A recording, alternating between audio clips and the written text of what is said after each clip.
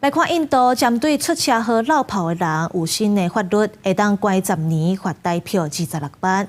有卡车的司机骂讲，这法令无经过协商，而且嘛罚伤重啊，所以要集体罢工。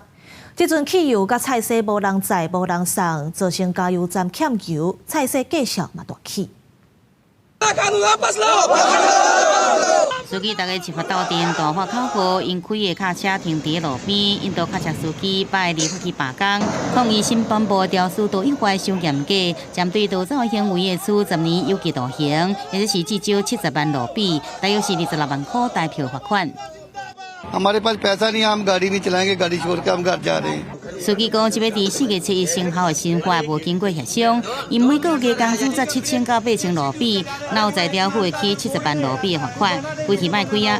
一个汽车司机集体无爱开车，结果是无人运送汽油，部分加油站被逼关起来。因若是有油通加的加油站是一堆人排队要来加油。